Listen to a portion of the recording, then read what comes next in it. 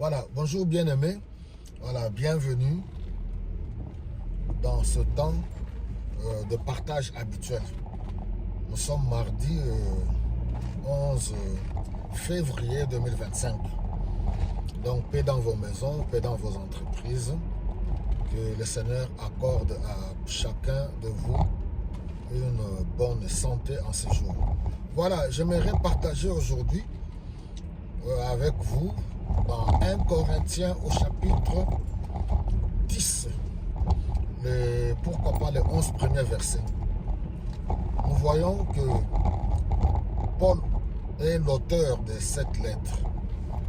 La ville de Corinthe se trouve en Grèce et c'est une ville très mouvementée, donc une ville portuaire.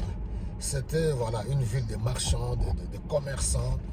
C'était un peu le relais entre l'Europe et l'Asie.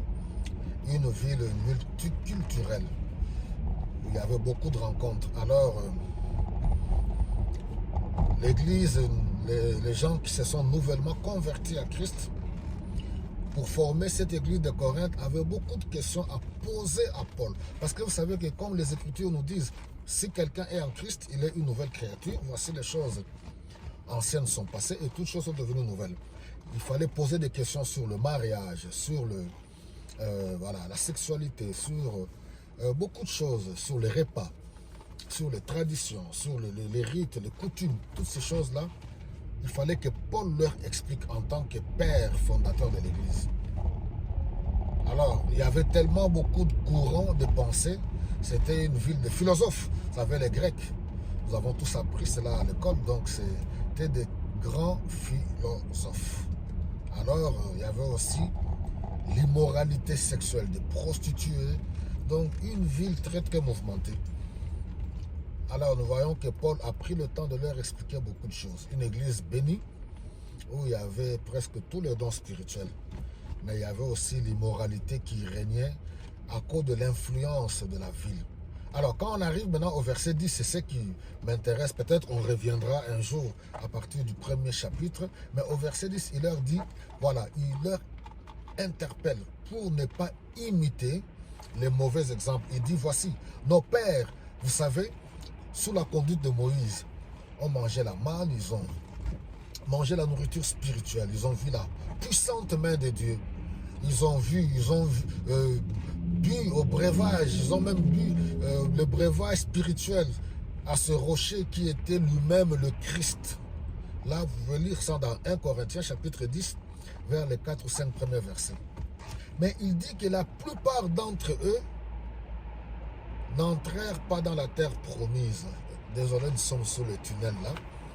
Alors, peut-être qu'ils se sont menés sous le tunnel. Alors, il dit que beaucoup d'entre eux ne furent pas agréables à Dieu et tombèrent dans le désert. Donc, parmi tous ceux qui sont sortis de l'Égypte, que Dieu a délivré par sa main puissante, par le canal de Moïse, il y a eu que Josué et Caleb qui sont entrés dans la terre promise. À part la nouvelle génération qui est née dans le désert tout au long de leur parcours. Mais tous ceux qui sont sortis de l'Égypte, que Dieu a délivrés, l'Égypte qui est le prototype du monde, il les a délivrés entre les mains de Pharaon qui est l'image du diable. Tous, à l'exception de Josué, ne sont pas entrés dans la terre promise. Pourquoi? Parce qu'à cause de leur mauvaise conduite, ils étaient désagréables à Dieu. Alors c'est pour cela maintenant Paul dit aux chrétiens de l'église de Corinthe, faites attention. Ce peuple-là, Dieu les avait frappés. Parce qu'ils ont ils ont joué avec la grâce de Dieu. C'est un peuple qui était rebelle. Ils se levèrent un jour, ils mangèrent et puis ils burent et se livrèrent ils se livrèrent au divertissement. Et pourquoi j'ai pris ce message? Cela est d'actualité. Il n'y a rien de nouveau sous le soleil. Nous sommes dans un monde de distraction. Nous sommes influencés. Étant chrétiens dans ce monde, nous côtoyons les hommes et les femmes qui ne partagent pas notre foi. Nous sommes dans un monde où les gens sont libres. La connaissance s'est accrue. La technologie, la science et tout ça. Alors, on peut être influençable. C'est pour cela que je ne cesserai jamais d'insister auprès du peuple de Dieu d'avoir le caractère en Christ.